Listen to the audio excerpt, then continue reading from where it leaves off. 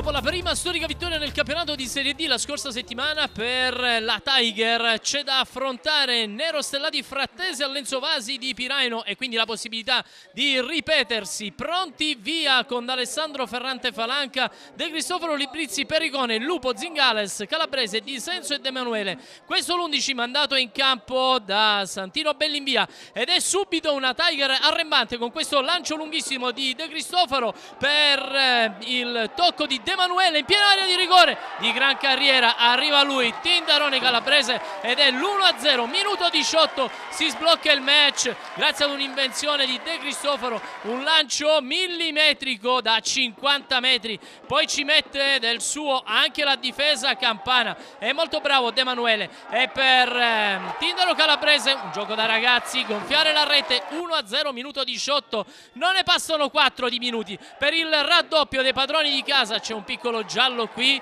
perché devono dire grazie a Martina Bovini di Ragusa, primo assistente di Alessandro Colinucci, che decreta palla dentro, e quindi sul colpo di testa di Sebastiano Falanca c'è il 2-0. Ma è una Frattese che non si ferma, una Frattese che con Favetta ci prova dalla distanza. D'Alessandro risponde così ed è un 2-0 che mantiene almeno per il primo tempo. Nella ripresa è tutta un'altra gara e si vede subito con questo traversone per Favetta. Bravissimo D'Alessandro a rispondere così in calcio d'angolo. Il portiere però si fa pescare impreparato, un calcio di punizione a 2 in aria. La barriera si apre, incredibile.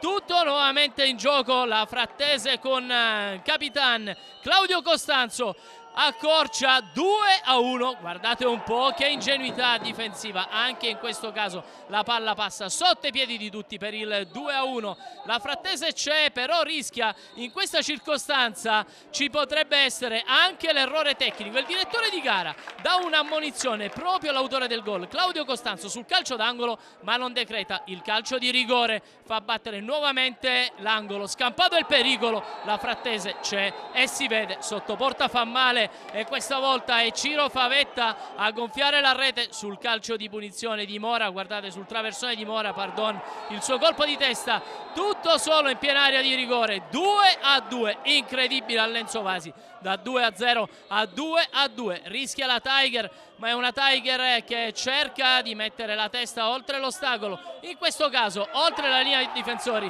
C'è il buon Tindarone Calabrese, pescato in fuorigioco netto dalla terna arbitrale. Tutto da rifare.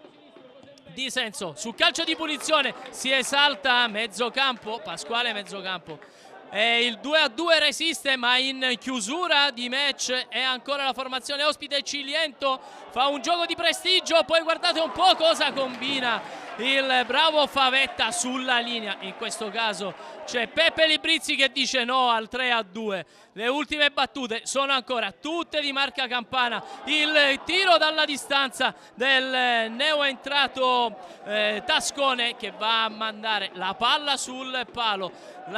Il rischio della Tiger fino al 92esimo, quando questa incursione c'è addirittura sul triplice fischio. Una Tiger che sfiora l'autogol. È una Tiger come un pugile che aspettava il gong, una Tiger che non ce la fa più, porta a casa un punto, ma la scampata grossa contro Nero Stellati Frattese finisce 2-2 al Lenzo Vasi.